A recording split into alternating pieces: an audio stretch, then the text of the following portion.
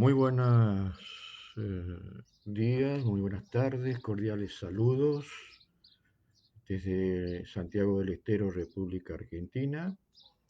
Mi nombre es Eduardo Yugdar eh, y voy a tener a cargo hoy la ponencia, invitado por Juristas Latán, a quien quiero agradecer especialmente en la persona de su director general, el doctor Ezequiel Rodríguez, por haberme invitado a estar con todos ustedes el día de hoy. Pero también mi agradecimiento quiere hacer inclusivo a lo que es la Facultad Interamericana de Litigación AC y la Universidad de la Barra Interamericana de Abogados. En cuanto a la primera institución, agradecer también al doctor Rubén Pacheco Inclán, su rector, y a la ministra Adriana Arroyo Cuevas, su directora general. Y dicho esto, voy a empezar a desarrollar lo que tengo propuesto para ustedes, es comenzar un poco de cómo juega todo lo que es la metodología de la investigación científica en general aplicada al derecho dentro de ese marco, y dentro de ese marco vamos a tratar de desarrollar aquello que nosotros le conocemos como metodología ya propiamente dicha de la investigación científica. Eh, ¿Por qué esta idea? Y lo que estoy diciendo no es nada nuevo, esto se viene desarrollando de hace mucho tiempo en forma explícita o implícita dentro de la teoría del derecho, eh, pero donde se empieza a reflejar con mayor énfasis a partir de Savigny con su escuela histórica, pasando por la jurisprudencia de conceptos de, de Bonigerin, tanto en su primera etapa como en segunda etapa. Después, más adelante, empiezan a focalizarse en esos teorías del positivismo jurídico y que llega a su máxima expresión con Hans Kelsen y su teoría pura, y después los nuevos conceptos a partir de la jurisprudencia de problemas que desarrolla y fortalece aquella puja que existe entre corrientes positivistas y no positivistas. Entonces, yo voy a limitarme por el tiempo que tengo, porque sería lo que estoy hablando, es todo un programa de un doctorado, así que vamos a tratar de dar cuestiones puntuales vinculadas especialmente a cómo incide en lo que es estas concepciones en lo que se llama la correcta estructura de la sentencia judicial vinculada a la decisión, y a los que a todos los abogados, seamos investigadores del derecho, no seamos investigadores de derecho, seamos simples litigantes, seamos abogados que trabajamos en consultorías públicas o privadas, o pertenezcamos a la distinta variedad de funciones que se cumplen dentro de las corporaciones judiciales, dentro de lo que es la función judicial, y me refiero a jueces, funcionarios, abogados, colaboradores, relatores, etcétera, etcétera, y también a los grupos interdisciplinarios, porque hoy ya prácticamente el tema de que desde la juridicidad vamos a dar respuesta a todos los problemas de la sociedad que tenemos que resolver en la esfera del poder jurisdiccional es inconcebible. Hoy hablamos de que deben intervenir una faceta interdisciplinaria y, por qué no, transdisciplinaria. Y en esto juega un papel y un rol esencial. Eh, Voy a dividir el tiempo que tengo acordado, que es más o menos entre 45 minutos, máximo una hora, en tres partes, para que sea esto más prolijo. Y después, digamos, de qué nos habla este hombre de métodos si es un desordenado. Así que vamos a hablar primero de conceptos previos, ideas previas, aprovechando la tercera parte del tiempo, otra tercera parte del tiempo el desarrollo propiamente dicho de lo que es el tema de exposición, vinculado a estas cuestiones, como les decía, de la decisión judicial y, y la parte final, los últimos minutos, a lo que es la conclusión final y luego quedaremos abiertos a preguntas que ustedes quieran plantear y que el moderador me las vaya canalizando. Arrancamos entonces sin más pérdida de tiempo y dentro de estos conceptos prenotados partamos de que solamente los juristas que saben todo el derecho, que sus dogmas son invencibles y que son la verdad revelada como si se trataría de un Dios, solamente lo he visto en libros y lo he visto sobre todo en libros de Ronald Working cuando nos hablaba del juez Hércules, que sabía todos los sistemas jurídicos, sabía todos los conceptos de la filosofía jurídica, todos los conceptos de la sociología jurídica, de los principios y de las reglas, y que siempre tenía una sola respuesta correcta. Pero, ¿cuál era el problema? Hércules era un semidios, Hércules jurista de Working, y solamente estaba en esa miliciante mente del jurista americano, en sus textos, en los cuales decían, bueno, por eso nunca traten de ser como Hércules, porque nunca van a llegar a serlo, pero sí busquen emularlo hasta donde su falibilidad humana, como seres falibles que somos los humanos, podamos hacerlo. Pero dentro de este concepto y dentro de esta temática, hay que ver cómo viene discutiendo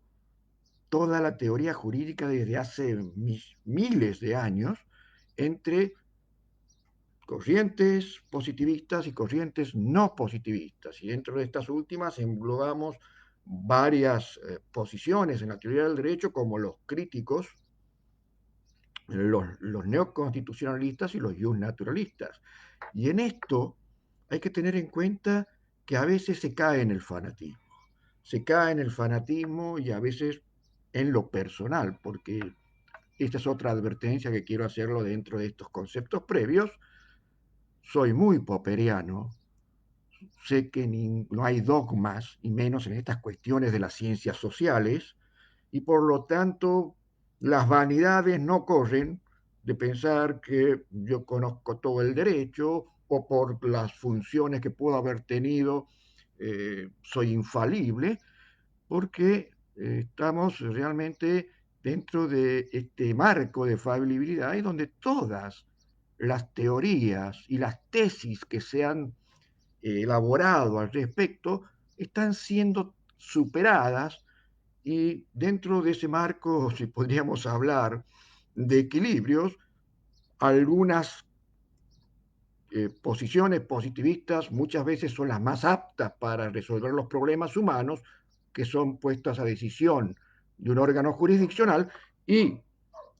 otras posiciones, obviamente que no, porque aquí viene también la gran distinción que hay entre casos fáciles, casos difíciles y como algunos autores, como Alexio o Atienza, infieren sobre lo que son casos trágicos, ¿no? Dependiendo si dentro de esos mandatos que nos dan los sistemas jurídicos como reglas, conformados en leyes y en las cuales se establece dentro de un silogismo jurídico el deber ser, que digamos va ordenando las conductas aceptadas por la sociedad bajo ese mandato de coacción, como decía Hans Kelsen, de incurrir en una infracción que nos va a aplicar una sanción dentro del ámbito en que nos desarrollamos. Pero otros dicen, bueno, sí, pero ¿qué pasa cuando hablamos de dignidad humana después del sacudón de las guerras mundiales europeas en el siglo pasado, donde vimos hechos trágicos y hoy lo vemos también? Esta pandemia también nos hace reflexionar. Y hoy agregado con cuestiones que esta pandemia, sin que nos demos cuenta, nos ha introducido en lo que es la cuarta revolución industrial de servicios, en donde hemos visto cómo es la puja entre los litigantes y las agencias y los organismos judiciales que, siendo parte del Estado, tienen que en cierto modo preservar, digamos, las políticas públicas que se toman para afrontar esta pandemia y en donde la tecnología 4.0, como lo definió el gobierno alemán en el año 2010, es parte inescindible de la vida de todas las personas y, por qué no, del campo jurídico. Entonces, cuando vemos método, es esencial porque también vemos a diario cómo se expiden los tribunales internacionales en donde interpelan decisiones que dicen que no es necesario acciones para violar derechos humanos y violar la dignidad. No es necesario omisiones de los poderes públicos. La jurisdicción también viola derechos humanos y los viola cuando dicta decisiones judiciales que después en la realidad se reflejan generando aquellas injusticias extremas que refirió Gustav Radbruch, dándole elementos a los tribunales de Nuremberg para poder juzgar a todos los genocidas.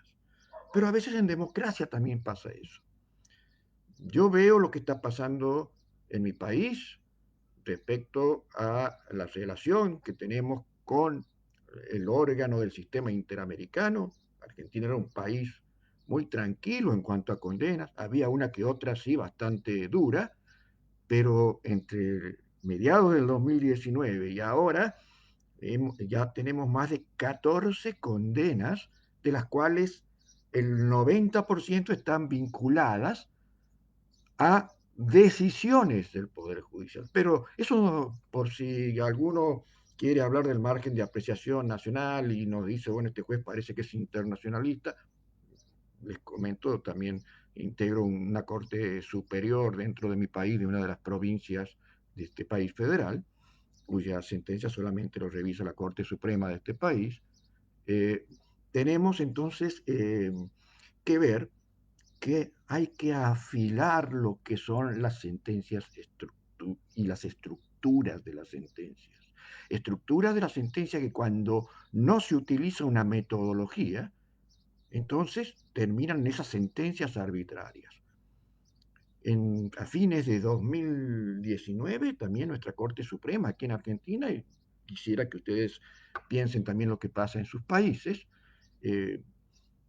sacó duras sentencias contra fallos de los máximos tribunales de las causas que en un recurso extraordinario como máxima instancia del país revisa, y en el que decía, no sé cómo todas las sentencias que se ha dictado en el proceso, desde los jueces de primera instancia, pasando por cámaras de apelaciones y revisiones en casación de tribunales superiores, no han podido advertir lo que es un concepto de inocencia y automáticamente ha puesto en libertad porque para ella no había ninguna cuestión que afecte y que rompa el principio de inocencia, pero esas personas que tuvieron que padecerla eran dos mujeres en ese fallo, que se llama Fallo Vázquez, si quieren buscarlo en la página de la Corte Suprema de Argentina, estuvieron entre 12 y 14 años en prisión y eran jóvenes que tenían 20, 21 años cuando fueron encarceladas y salieron ya bastante mayores y jóvenes todavía, pero todos los perjuicios sufridos generó que dentro de un escenario pandémico, con toda la afección que nos da, una de ellas, eh, hace poco tiempo tuvimos la lamentable noticia que se suicidó por no poder, justo haber recuperado la libertad, y decían los allegados a ella, recuperó la libertad en cuanto a que se hizo justicia de un caso de que era inocente y terminó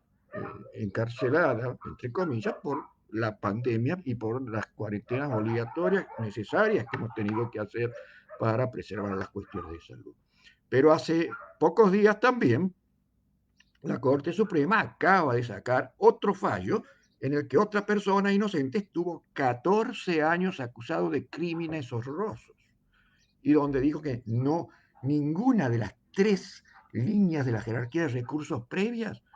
tuvieron una estructura adecuada para juzgar el caso, a lo que llama algo inconcebible que esos tres filtros no hayan podido pasar. Y a veces tampoco pasan los filtros de las mismas Cortes Supremas y terminan en los tribunales internacionales, porque también en esta semana nos hemos enterado en la misma línea de condenas a la República Argentina por desconocimiento de lo que son conceptos básicos como de derechos fundamentales como el principio de inocencia y el exceso de prisiones en donde le han arruinado la vida a personas. Entonces, veamos si no tiene importancia que a medida que empiezan a aparecer estos casos complejos, tengamos que tomar en cuenta todo lo que nos enseña la ciencia, más allá de discutir si el derecho es ciencia o es arte, y hay una ciencia que estudia el arte del derecho, que son las discusiones que yo no voy a entrar, pero que vuelvo a decir, no quiero incurrir también en el fanatismo de que veo por ahí titulares, en 10 minutos destruyo la, los postulados del neoconstitucionalismo o en 20 minutos destruyo la intolerable eh, eh, inconsistencia del positivismo, porque no tiene sentido. Yo soy popperiano, como les dije, tengo una idea que la voy a desarrollar argumentativamente, los pondré a convencer a ustedes o no los podré convencer. Y como que estoy seguro que los quienes dicen que en 10 minutos destruyo los postulados del neoconstitucionalismo o viceversa, lo destruye desde su óptica, porque a muchos no los convence y no ha destruido nada, al contrario, es una cuestión, como dice Popper, básica del paradigma que se tenga en cada una de estas formulaciones. Lo que sí hay que contratar, los efectos en la realidad, porque la sentencia es un elemento semiótico, como les decía, que en cierta forma va estableciendo pautas de convivencia en cada una de esas sociedades y cuando son los tribunales más altos las que la fijan, ahí viene el problema. Y para empezar, ¿por qué asocio al método de la investigación jurídica, perdón, científica para aplicarlo a los procesos judiciales y fundamentalmente a la decisión de los jueces, en que es lo que me propongo en esta ponencia? Porque el juez, como los investigadores, ya sean científicos o jurídicos, realiza un proceso cognitivo. El proceso, el procedimiento que los que son especialistas en la materia saben que la conclusión del mismo es la decisión.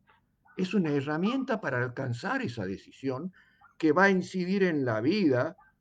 no solamente interpartes de los que han sido sujetos del proceso, sino también va a ir estableciendo lineamientos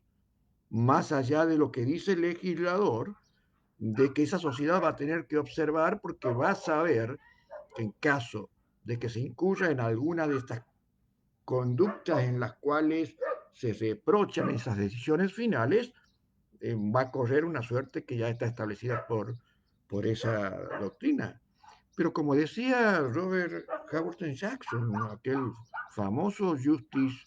de la década del 50 de los Estados Unidos y que antes de serlo fue el jefe de los fiscales de los tribunales de Nuremberg y vio en directo de qué modo había sido agredida la dignidad humana, que no era protegida en ese tiempo como dignidad, sino como meras concesiones en derechos subjetivos que daban los estados, que creaban lo que se debía proteger y no nacía de nuestra misma condición humana. Entonces reflexionó en un fallo en disidencia y dijo, miren, veamos qué método vamos a utilizar, qué test vamos a tener que hacer dentro de un enfoque apoyándonos en lo que es los lineamientos de la investigación científica, del método científico, pero adecuándolo y salvando la instancia a la decisión judicial. Es necesario, decía Jackson, tener un protocolo para analizar los casos, sobre todo los casos difíciles, porque los casos fáciles, vean, en esta instancia de revolución industrial cuarta que estamos ya en cursos con la tecnología 4.0, procesos en los cuales no hay discusiones causales como los juicios ejecutivos, que es una deuda literal y abstracta que no se discute causa, más allá que después se pueda invalidarla a través de un juicio ordinario o de conocimiento, y pongo conocimiento entre comillas. Entonces eso ya lo van a realizar las máquinas, no se preocupen, si ya lo están realizando en muchos casos, hay muchas pruebas muy avanzadas y no va a ser casi tarea del juez, sino se van a acomodar los algoritmos necesarios dentro de esas cuestiones muy específicas y de las limitadas excepciones que se puede poner en esos procesos ejecutivos o de ejecución, y lo que va a quedar es para estos casos, casos en donde están en juego los derechos fundamentales, sobre todo de vulnerables, niños, niñas, mujeres, personas privadas de la libertad, pertenecientes a grupos de refugiados, migrantes, personas con discapacidad y todo aquello que están sometidos especialmente a una especial situación de vulnerabilidad. Y después aquellas personas que no lo están, pero que también tienen esa garantía establecida dentro de las estructuras dogmáticas de las constituciones políticas y de los tratados internacionales de derechos humanos. Y donde a veces hay conflictos, porque el método científico, desde la esfera propiamente de la ciencia, es un método que va a investigar y el juez también va a investigar al momento de ponerse a confeccionar junto con sus equipos de colaboradores, llámese secretarios letrados, jueces auxiliares, abogados, relatores, según las corporaciones judiciales de que se traten, hace una investigación jurídica del caso, así como los académicos hacen investigación jurídica de institutos jurídicos y discuten. Y por eso también en los cuerpos colegiados, cuando a mayor nivel de recursos hay muchos investigadores que tienen posiciones diferentes. Y esto se trata de una cuestión de ir tratando de persuadir, pero como dice muy bien,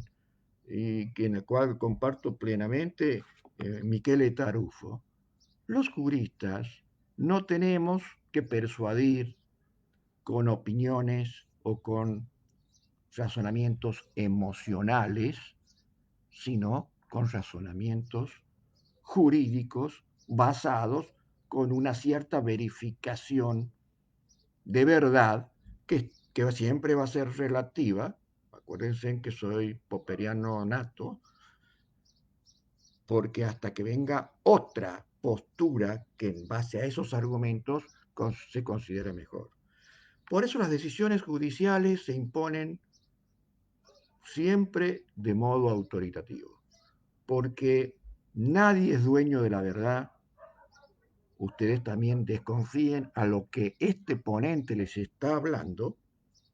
Soy totalmente abierto a las críticas y no me asustan dentro de un espacio de que hay que respetar la libertad de opinión, en el marco que sea de respeto y que sea un debate de ideas. Soy como muy asociado a lo que pensaba Voltaire. Hasta sería capaz de dar la vida para que puedan expresar lo que se piensa, siempre en ese marco. Pero lo importante es eso porque así se construye. Y el juez que realmente tiene conciencia de lo que hace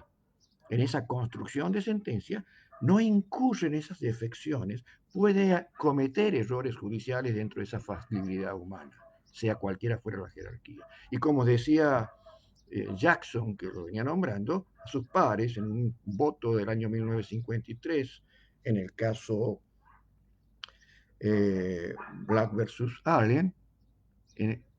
los, las cortes que cierran como sentencia que ya no puede ser modificada porque no existen tribunales por arriba dentro de las instancias procesales, las altas cortes no tienen la palabra final, como le decía él, porque sean infalibles. Son infalibles porque tienen la última palabra. Y es como dice Karl Popper. Entonces, esa verdad se impone autoritativamente por un orden jurídico preestablecido, porque en un escenario donde nadie es dueño de la verdad y las razones hay que ir adjudicándolas como son las teorías científicas mediante la elaboración de una tesis que tiene que ser la conclusión de toda la aplicación de metodologías. Entonces, cuando llegan a esos errores graves, porque después vienen otras integraciones y dejan de lado esos precedentes a los que consideran que no estaban en orden a la Constitución, aunque la Constitución no se haya modificado, pero al cambiar de sujetos se deja de lado, sobre todo en nuestros tribunales que no necesariamente tienen el stare decisis, y vemos que en lugares donde hay stare decisis, hoy incluso después de la muerte de Ginsburg, de hace unos días atrás en la Suprema Corte, ya se está hablando de volver sobre los pasos respecto al matrimonio en esta nueva apertura de sesiones de la Corte norteamericana sobre la constitucionalidad de los matrimonios eh, del mismo sexo. Incluso aquellos jueces que votaron con visiones liberales, los más viejitos que van quedando, hoy se están queriendo sumar a la nueva mayoría conservadora en ese plano y ya dijeron que capaz que tengan que revisar el caso de hace unos años en el cual consideraba constitucional y que fue celebrado en Estados Unidos como aquella conquista de la comunidad LGTBI. Recuerden que Estados Unidos no está tan eh, eh, condicionado por los tratados internacionales porque ellos no han ratificado casi ninguno de derechos humanos. Entonces, vemos que allí que tienen el stare decisis, porque está el case law y porque es importante preservar, como decía Antonina Scalia, los precedentes porque son leyes y a la sociedad no podemos tenerla de un lado para otro, así tengamos que utilizar el principio de solidaridad constitucional, en algunos casos sacrifiquemos derechos individuales para no alterar esos precedentes estables del Estado de Derecho. Mucho pasa en los tribunales constitucionales también. Y también pasa en países como aquí que tenemos sistemas difusos de control de constitucionalidad. Por eso la investigación científica son secuencias de técnicas y procesos sistemáticos para confirmar lo que es una hipótesis. Y los jueces trabajamos con hipótesis que nos plantean las partes, cada uno con su verdad, y tenemos que desentrañar la verdad jurídica. La misma tarea que en cierto modo hace el investigador, porque un investigador científico debe despojarse de subjetivismos, posiciones ideológicas extremas, debe buscar la verdad por encima de toda visión parcial de la realidad, mediante análisis, confrontación, evaluación de manifestaciones ideológicas y conservar este trabajo con una actitud psicológica que esté consciente de sus falibilidades como ser humano, en que en cierto modo puede traicionarlo en esa búsqueda de la verdad por encima de todo interés o preocupación personal. Y si uno mira en cuanto a lo que es el análisis de los hechos y las pruebas como punto de partida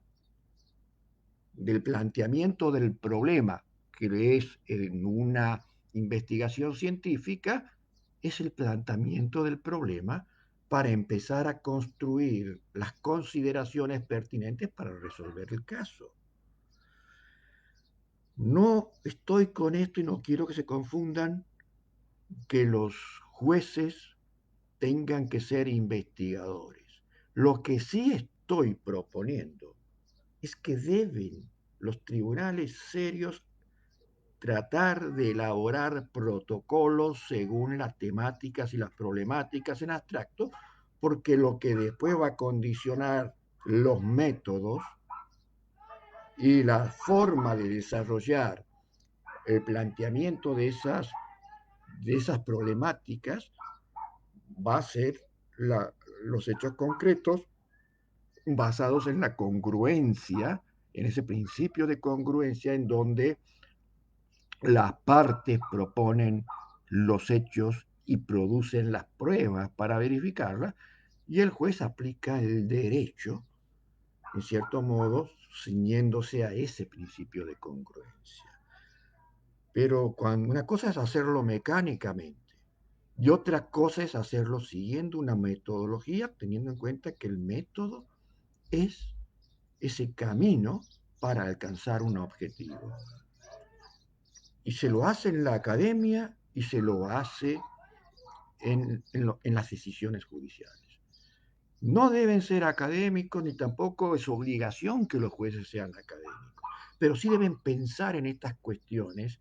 y con abordajes ya desde criterios de interdisciplinaridad. Y eso también pasa por la, lo que viene a definido Thomas Kuhn. Thomas Kuhn cuando introdujo dentro de lo que es la investigación científica el problema de los paradigmas en base a las subjetividades que tienen los mismos investigadores científicos, sea la rama que sea. Entonces, ahí, si lo trasladamos eso, lo que es la investigación jurídica, vienen los paradigmas, ¿no es cierto?, que incluso distingue a mismos pensadores dentro de estas categorías de positivismo y no positivismo, y dentro de sus subcategorías, ya sea en la segunda, de críticos, neoconstitucionalistas o naturalistas. Lo cierto es que nadie es dueño de la verdad y por eso les decía, quizás de lo que está hablando este ponente tampoco sea adecuado y cierto, y todas las tesis, por más sólidas que parezcan, son derrotables. Por eso no hay dogmas en el derecho. El derecho es un producto cultural. Y esa es la gran discusión, en donde vemos que a veces hay posiciones que son mucho más sólidas que otras.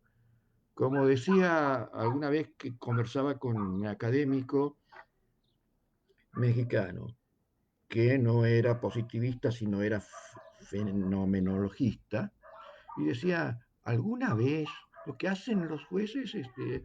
y los juristas, sobre todo vinculado a lo que la visión normativista, cuando todo se va a lo que es la regla y las normas, es disecar algo abstracto. Analizar es disecar algo abstracto. ¿Alguna vez usted ha podido tocar una norma, ponerla en la mesa de trabajo, cortarla, analizarla? Tangiblemente no, porque lo que está analizando no es la norma en sí, sino es esa porción de realidad que la norma ha captado en forma abstracta en un caso concreto. Y es allí donde se empieza a buscar y a tener esos puntos de contacto, la actividad de la investigación jurídica dentro de lo que es el marco de una decisión judicial y no de una tesis académica, esa componente de abertura intelectual, de aceptación de toda idea constructiva, ¿m? Para poder realmente llegar a una decisión. Que nos equivoquemos en una tesis académica, bueno, será el resultado de que nos dirán es un buen académico o es un desastre por la poca aceptación o persuasión de los, digamos, criterios racionales de argumentación que desarrollo. Muy diferente es si nos equivocamos en sentencias y en sentencias graves, o con el destino de niños, o estas que he comentado en materia penal, porque las tenía más a mano y son muy frescas, y quienes son de mi país las conocen muy bien, y los que son seguidores de la Corte, de los fallos y la jurisprudencia de la Corte Interamericana, también va a ver cómo exponencialmente, como el contagio del coronavirus, Argentina empieza a ser castigada porque quizás no estamos utilizando bien y hago mea culpa, no quiere decir que sea nosotros, yo también lo hago, me equivoco mal, pero lo que trato es de superarme. El problema de la vanidad, de creernos, como decía Jackson, por ese mandato autoritativo de que estamos en el monte del Olimpo y que somos a veces los jueces de alta corte, un poco el juez Hércules. Ese es el gran problema también, cuando no queremos escuchar ni ver. En definitiva, a todos los que estudiamos el derecho, más allá de la profundidad en grados académicos, nos interesa lo que deciden los jueces, porque en definitiva ese es el derecho actual y vigente. Si lo miramos desde una mirada positivista, interesa entonces profundizar los análisis del sistema normativo, la norma especialmente basada en reglas, en donde, como decía Hans Kelsen, los sistemas tienen que depurarse de aquellos criterios que en cierto modo impone la filosofía y la moral, que no son criterios científicos, sino criterios emocionales. Por eso proponía un sistema puro dentro de su teoría y que tanta penetración ha tenido en el mundo y en Latinoamérica, y no lo estoy criticando, estoy diciendo formas de ver las cosas. Vuelvo a decir, yo hasta que no vea que una teoría en lo personal me produce un efecto que tiene mayor criterio, no la dejo. Y como tengo un atributo de poder dado democráticamente para integrar una alta corte, entonces trato al menos de que los fundamentos de mis decisiones tengan ese ámbito de razonabilidad aplicando estos criterios y estas formas ordenadas de establecer el método científico dentro de un esquema de protocolización de qué es la decisión judicial. Obviamente que en la vorágine y cantidad de casos no me voy a poner a pensar de este modo. Es un hábito que tenemos una vez detectado a desarrollarlo, lo vamos a desarrollar también quizás en forma de cámara, sabiendo cuáles son los caminos que no tenemos que incurrir, dependiendo la temática de que se trata, o los postulados del problema. Y después están los no positivistas que se basaron en las teorías fundamentalmente a partir de fines de la década del 40, principios de los 50, de Theodor Fiebeck, cuando hablaba ya superando las teorías positivistas y las teorías basadas en las metodologías de conceptos o en la metodología exegética, que quedó en el tiempo de los jueces decimonónicos del Código Napoleónico, que decía que los problemas jurídicos son esos, son problemas, problemas que se extraen de la realidad. Por eso hablaba de tópicos. Tópicos, la tópica jurídica de Thomas Fiebeck decía de que no hay que mirar el sistema, o sea, indagar solamente la norma para resolver los problemas jurídicos, sino hay que indagar el problema. Obviamente, sobre eso después trabajaron muchos de los cultores del neoconstitucionalismo moderno, ¿m? Pero que también hay límites. Tuve hace pocos meses, es decir, un año exactamente, he tenido la suerte de ser anfitrión de Robert Alexi, acá en mi tribunal, donde vino a dar unas conferencias, estuvo una semana, y donde tuve esa licencia de no solamente estar en las conferencias con él, sino compartir almuerzos, cenas y charlar cosas bastante profundas que a veces no se dan en las exposiciones y en los libros. Y le preguntaba justamente porque siempre he sido, tampoco es algo que sea novedoso ni me pertenezca a mí esa idea. Aquí en Argentina, otros autores como Larriguet de la Universidad de Lanús ya lo desarrolló, aplicar el concepto de la refutación y la falsación popperiana cuando veía que algunas sentencias que tenía que resolver realmente, y me decía, sí, es muy bueno que usted pueda hacer eso, pero Me decía él, obviamente, desde su propia desarrollo de sus propias investigaciones, pero sería bueno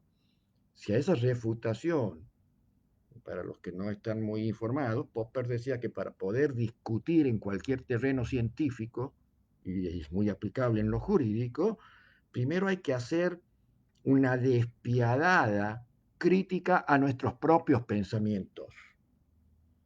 La más profunda crítica. Una vez que superemos y filtremos aquello que no puede pasar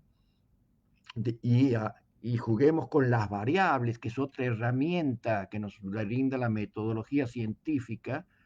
vayamos construyendo los respaldos. Pasamos desde entonces, desde ese enfoque, si lo vemos desde la mirada científica, del planteamiento del problema, de la pregunta detonadora, ¿qué es lo que tengo que investigar? Hacia ir construyendo los marcos teóricos de las hipótesis para después constatarlos al método más adecuado, ¿sí?, en base a esa extracción de lo teórico mediante incorporación de variables y mediante una elección dentro de las dos categorías especialmente que aplicamos quizás mecánicamente en las decisiones judiciales, si estamos hablando de un método cuantitativo o un método cualitativo. Porque muchas veces es común, y llevo ya 15 años, más de 15 años en una corte superior, el resto he sido abogado litigante nato, he tenido 9 años también de participación en consejos de la magistratura, un poco también construyendo en base a mi experiencia y en base también a lo que han sido mis capacitaciones académicas y lo que es los trabajos que desarrollo dentro de mis cátedras que actualmente estoy desarrollando dentro de la maestría de contratación estatal que dirige el profesor Andrés Briceño Chávez en la Universidad de La Sabana de Colombia, en donde hacemos estos talleres, ¿m?, vinculados al contrato estatal, pero también a las decisiones judiciales que generan los problemas que se dan dentro de las distintas inconsistencias que tienen estos contratos estatales. Por eso vuelvo y el tiempo pasa volando y el tema es muy amplio, entonces eh, usamos metodología consciente o inconscientemente, y cuando hablo de sentencias judiciales, también cuando hablamos eh, de alegatos argumentales que hacen los abogados en sus presentaciones, ese conjunto organizado de conocimientos sobre la realidad y que tenemos que verificarlo, ¿m?, verificarlo mediante razonamientos y argumentos racionales, porque si no, ¿cómo nace el realismo jurídico crítico en Estados Unidos? Decían los jueces, tanto positivistas como yo naturalistas, pues en esa época todavía no se habían desarrollado, en la época de Jerome Frank, decía, lo que saben cómo se resuelve, decía Jerome Frank en la década del 20 del siglo pasado, por corazonadas emocionales. El tema de la subsunción, sí, pero cuando van a la subsunción ya van buscando lo que le dicta esa corazonada. ¿Y para qué? Cuando se tratan de jurados no, eh, no letrados, como los jurados, los juicios por jurados allí en Estados Unidos, ¿no? Entonces, por eso el realismo jurídico es un realismo crítico, porque dicen los positivistas sobran así. ¿Y para qué los naturalistas que buscan todo hasta que al final terminan justificando cuestiones en la metafísica en donde es tan difícil poder verificar verdades porque van más allá de la realidad? Y eso es lo que buscan de un lado y de otro ir reposicionándose. Pero no es verdad, y esto es una opinión muy particular, que determinadas posiciones, sobre todo en el país, que hablen que en 10 minutos se destruye la inconsistencia de los principios, ni tampoco es verdad que la solución a todo esté dado dentro del marco de las cuestiones vinculadas a la ponderación, sino que debe haber una articulación por eso es necesario un método para saber detectar las cuestiones que nos plantea el problema. Recuerden, las decisiones judiciales son, son constructoras de realidad, igual que lo que generan las reglas jurídicas que dictan, digamos, los órganos competentes estatales por mandatos constitucionales. Y en esa construcción que les hablaba y que señalaban estos grandes tribunales como la Corte Interamericana o como la Corte Suprema que les comentaba de Argentina, y hay millones de casos y otros que no llegan y que se concretan grandes injusticias y esa persona muere dentro de ese marco de injusticia, es justamente porque quizás no se piensa con la debida profundidad de qué manera ir generando esos filtros para poder dar argumentos que tengan, como decía Neil McCormick, coherencia, consistencia y sobre todo concordancia entre los distintos planos que conforman una unidad lógica de esa decisión judicial, como es la, cómo es el plano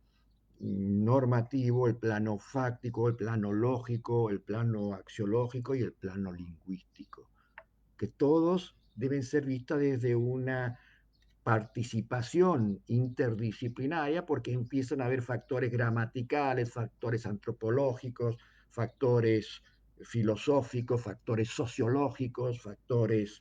psicológicos, factores de ciencias duras, etcétera, que son a veces los que están determinando esa congruencia de problemas.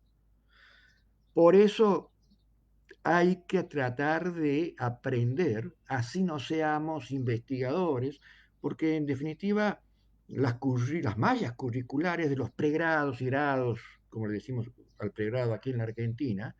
nos sacan muy crudos. Y lo único que hacemos es empezar a ver desde una inconsciente aplicación de un método cuantitativo cuántos tribunales aplican esto, porque digamos que es la jurisprudencia, pero a su vez después vemos que hay otros que aplican factores y a veces vemos que no es fácil seguir precedentes de una corte, porque varían las causísticas, a veces varían sus decisiones y tienen idas y vueltas, como también les estaba hablando, que incluso se está reflejando en ese tribunal que tanto se utiliza como ejemplo, como es la Suprema Corte de los Estados Unidos. Y también pasa en los tribunales internacionales. Por eso Popper bien decía, en definitiva, tomando postulado de Popper, se dice que, bueno, que alguien tiene que tomar una decisión final, por eso son las estructuras de jerarquías de tribunales, tanto en la órbita los sistemas domésticos como en los sistemas internacionales, la última palabra, y muchas veces cuando se empieza a refutar es su última palabra dentro de ese marco de obligatoriedad autoritativa que los tratados o las constituciones políticas le otorgan como potestad. Pero eso no quiere decir que más allá que no se pueden refutar desde el proceso, se los pueda sin interpelar y duramente desde los comentarios de la academia, de los comentarios de los investigadores jurídicos, etcétera, etcétera, hasta que llega un momento en que es tan clara la falsedad de la decisión que lo terminan abandonando. Lo ideal sería entonces también que tratemos dentro de estas esferas afinar también protocolos metodológicos para evitar estas inconsistencias y que el día de mañana nos terminen diciendo, vea, usted cometió un error judicial tan grave que le arruinó la vida a una familia, a un colectivo o, o en cuanto a derechos individuales privados que están garantizados por las constituciones, por un desorden de aplicar mecánicamente y como autómatas, como decía Montesquieu, elementos normativos y principios quizás también, pero sin ningún orden de coherencia, consistencia y además tener esa construcción argumentativa que nos lleve a decir que estamos hablando de una verdad. Y en ese enfoque vemos la similitud también entre lo que es la función judicial con la función de, de los investigadores de ciencia y especialmente los investigadores jurídicos, ¿eh? Porque todo es una concepción basada en conceptos y preconceptos y conceptos epistemológicos, porque hablamos de conocimiento, de distintas formas de acceder a un conocimiento. El juez conoce para decidir, no resuelve como en abstracto ni como adivino. Tiene que conocer las particularidades que, como le decía, la congruencia otorga. Entonces, se habla también de que, por ejemplo, por ahí he leído, pasa que los principios son conceptos vacíos o hablar de sana crítica es una cuestión vacía y no es vacía. Es que justamente dentro de esos métodos de epistemológicos de acceso a un conocimiento vulgar o a un conocimiento científico, vamos construyendo esos contenidos de reglas de la lógica, sea formal o informal, la experiencia o el sentido común que habla sobre la crítica. Lo que pasa es que estamos tan a veces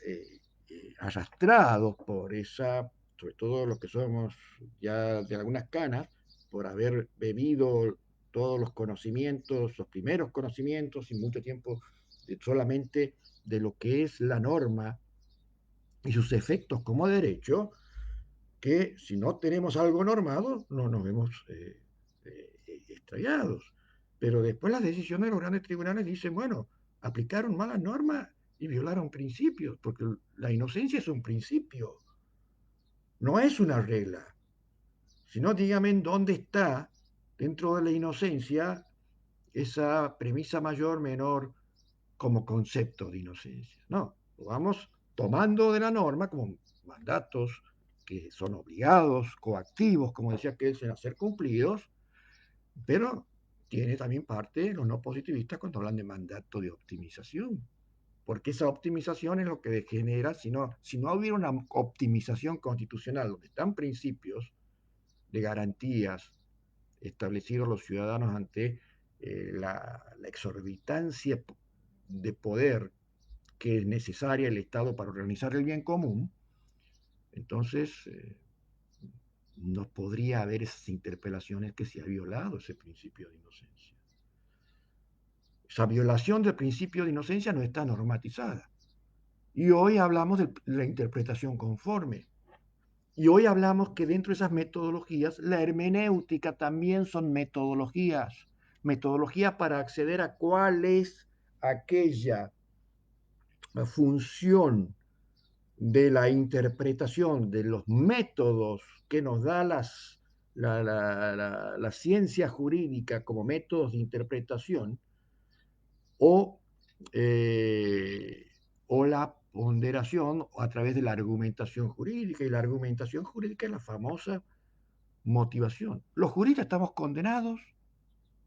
a perfeccionar la argumentación. Porque como dicen quienes defienden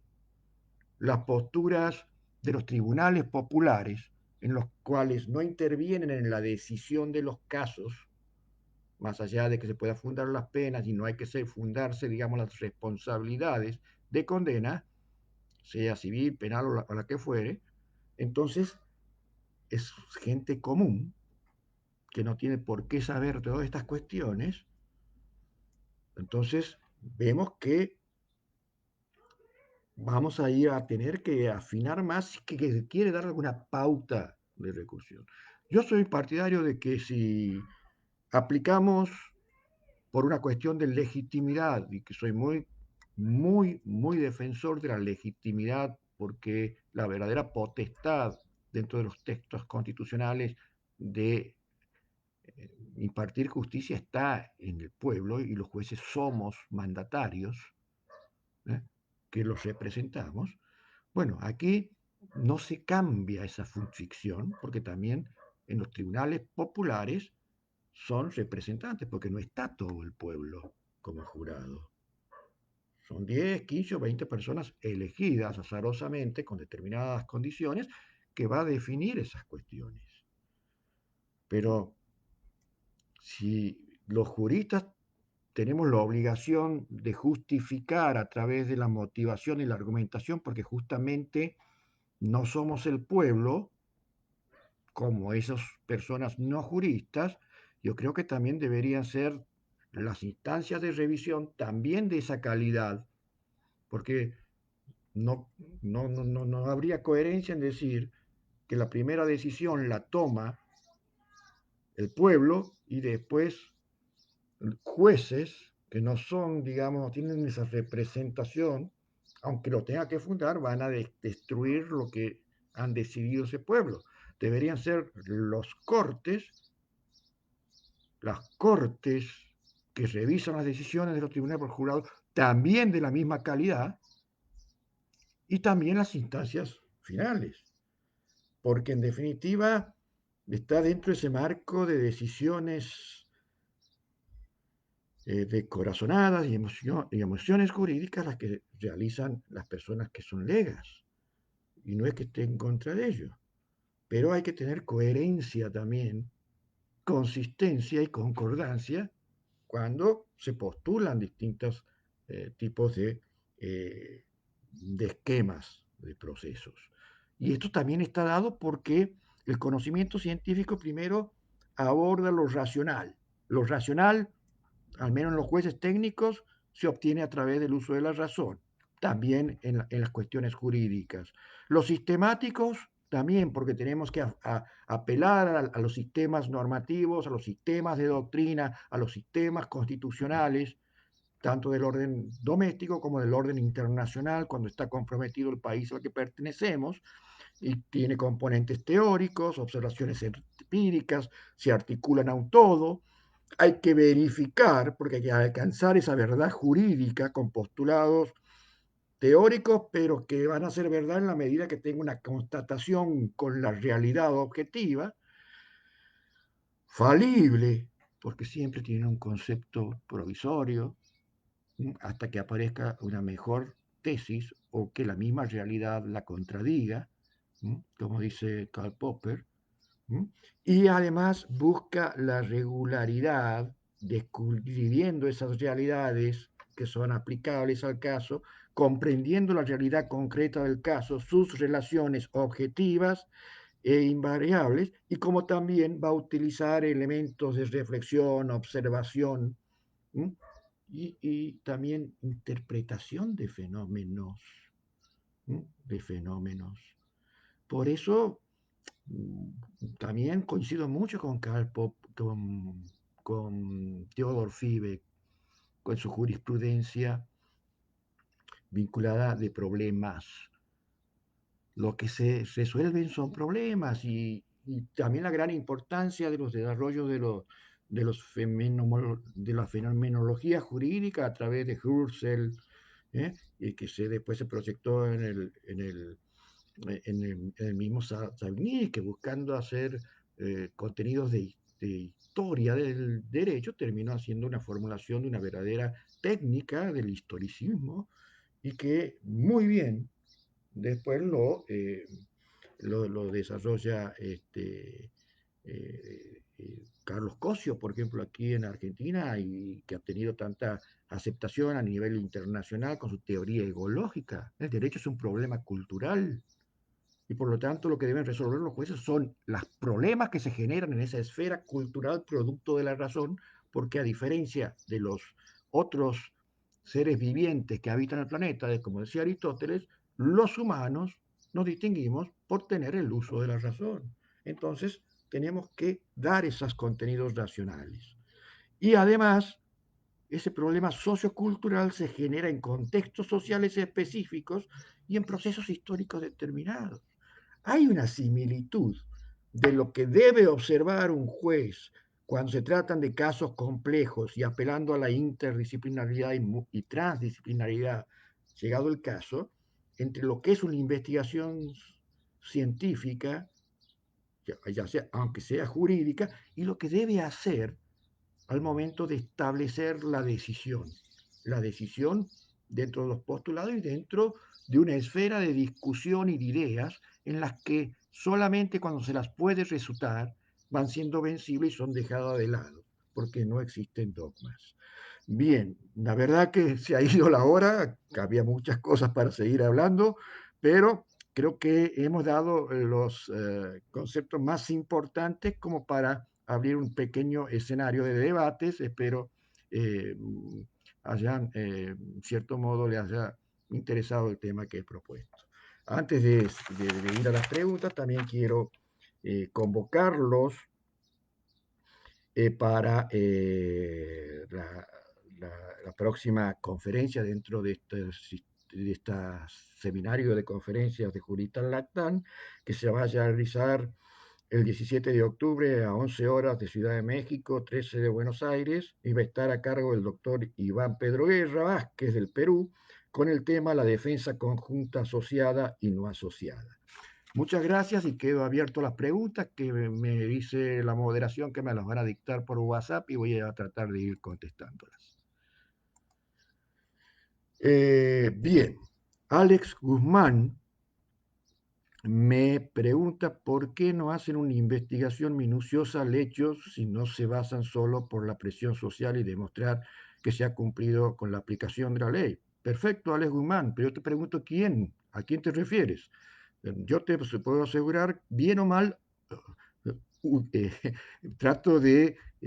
tratar de coordinar dentro de esa coherencia el plano fáctico. Y cuando hablamos del plano fáctico en la sentencia, estamos hablando de los hechos y las pruebas. Entonces, si no tenemos una metodología de un proceso cognitivo de saber extraer los contenidos de esos hechos y pruebas, eh, vamos a ser más factibles de que pueda incurrirse en esos defectos que estás mencionando. Y a veces haciéndolo también, recuerda que somos falibles, no somos dioses, puede, pero va a ser mucho menor la posibilidad de incurrir en esos defectos. Porque vuelvo a repetirte, un verdadero plano de una correcta estructura de la sentencia debe contener un análisis profundo del plano logístico, de la revisión de nuestros razonamientos y cómo y las inferencias, porque en definitiva en el plano de las ideas se mueve todo el esquema normativo, fáctico y probatorio, y tenemos que usar algún postulado lógico para ver en qué sentido esos razonamientos son correctos o incorrectos. Tenemos que utilizar un plano fáctico en donde indaguemos a qué verdad podemos aspirar dentro de lo que la normativa nos permite a los jueces no caer en lo que se llama la ruptura de la congruencia, en donde podemos cometer las conocidas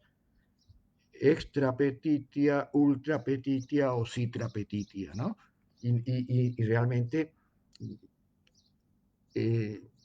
no cumplir con lo que vos mismo estás diciendo allí sobre, ahora, si un juez va a ser proclive a lo que son presiones sociales que directamente sea honesto intelectualmente y diga, hago objeción de conciencia, renuncio y me voy a poner una pizzería y vendo pizza, porque está en cierto modo no cumpliendo con un mandato que hace a su buen desempeño, que debe ser competente, independiente e imparcial. Y cuando hablamos de imparcialidad y de independencia, no estamos hablando solamente a los otros poderes políticos, estamos hablando a lo que son esos postulados, porque muchas veces cuando son casos graves, sobre todo en materia penal, vemos mucho esto, en donde entran a jugar factores de, de, de sectores sociales, sectores ideológicos, o las víctimas, a todos, la agresión hacia nuestros derechos nos afecta. y si nos afectan en nuestras querencias más íntimas, obviamente ya no queremos justicia, queremos venganza. Si un juez no sabe distinguir si va a ser un instrumento para esa venganza o va a aplicar justicia dentro de lo que es un esquema civilizado, a, a, eh, aplicando esa congruencia de hechos y pruebas a lo que es la correcta decisión, entonces creo que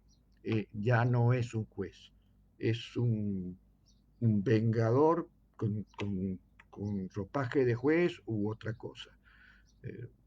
Tenemos que hacer una opción en estos tiempos. Civilización o barbarie. La venganza dentro de los esquemas de aplicación de la jurisprudencia con la prudencia, que es una virtud que se cultivan y que deben cultivar quienes ejercen la función judicial, entonces hay que pasar por ese filtro de sinceramientos, ¿no? Y en qué medida tenemos que también nosotros, como sociedad, no tratar de forzar a que esos jueces, por una cuestión de, eh, de indignación por el hecho, tenga que obrar de ese modo irreflexivo. No sé si con esto respondo la pregunta. Jessica Elisa, ¿cómo aplicaríamos la tesis en la materia de la doctrina judicial que usted está explicando? La tesis es lo que vamos a aplicar. La tesis sería justamente la decisión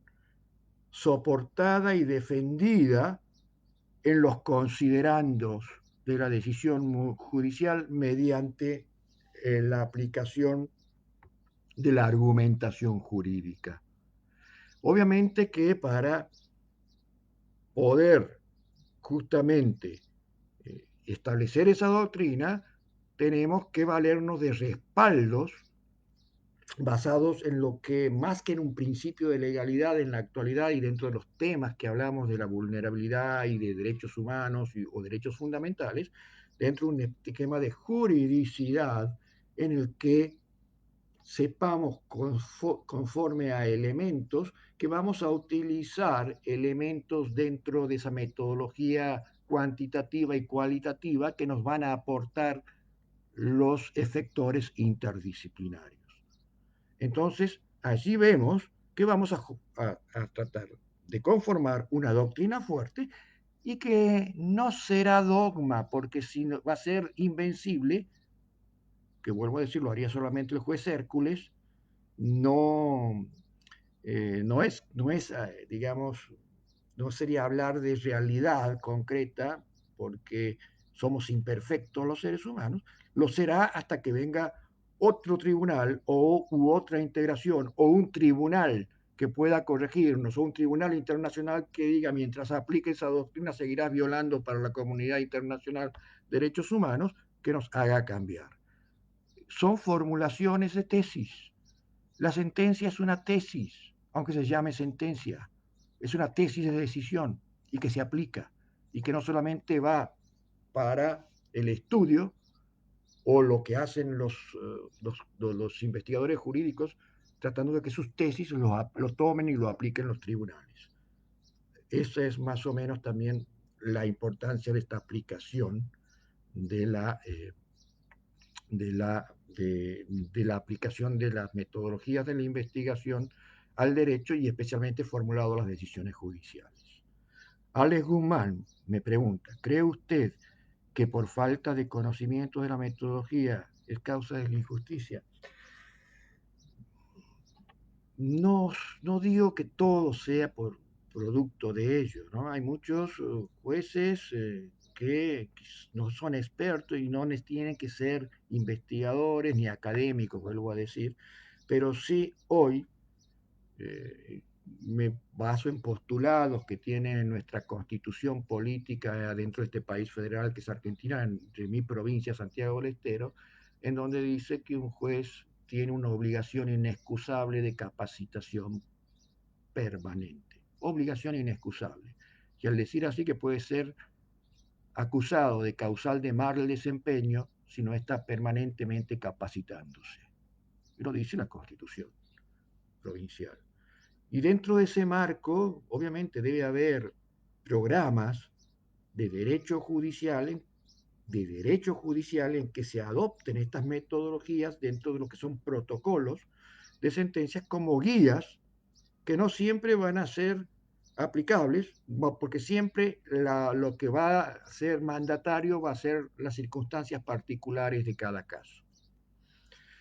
Eso es más o menos lo que entiendo de la pregunta que me formulas. Y con cuanto a Guadalupe Avendaño Domínguez, que me pregunta esta metodología que usted comenta, ¿qué tan factibles resultan en otros países y qué tal recomendable sería? Bueno, si ustedes ven los sistemas jurídicos, siempre hay una metodología que ha sido utilizada bien, mal, consciente o inconscientemente. Pero yo soy partidario de equivocarme conscientemente en el sentido del uso consciente de los métodos que aplicarlos mecánicamente porque copio de otros modelos, porque trato de forzar que lo que es la realidad de mi caso se adapte a la que sea de un fallo publicado, que es aceptado. Entonces, es así donde pues yo considero que puede ser aplicado en cualquier sistema jurídico y lo aplican de hecho, ¿no? Eh, bien, no sé si habrá otra pregunta más, Ezequiel. Estoy a disposición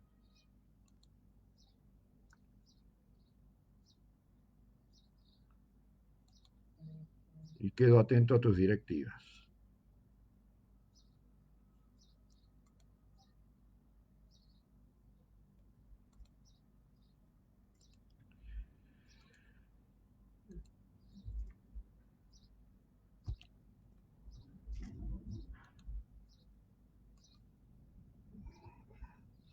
Bueno, entiendo que no habría más preguntas. Allí me están escribiendo, vamos a ver. Muy bien, me dice que no. Bueno, con esto vamos terminando. Eh, a quienes les guste discutir estos temas, los invito, aunque ya estamos en la tercera corte de nuestro curso de la correcta estructura de las sentencias judiciales, un curso gratuito que damos desde la red latinoamericana y otras instituciones que nos acompañan. Pueden consultar en nuestra página web, busquen Red Latinoamericana de Estudio e Investigación de Derechos Humanos, www.reddhh.org, y pueden, aunque ya vamos terminando el módulo 1, es un curso asincrónico, así que si les interesa discutir estos temas, los espero. Muchas gracias por la atención y ya saben, hay que seguir difundiendo el espíritu popperiano. Nadie es dueño del saber del derecho y todos nos equivocamos. Entonces, el tema es encontrar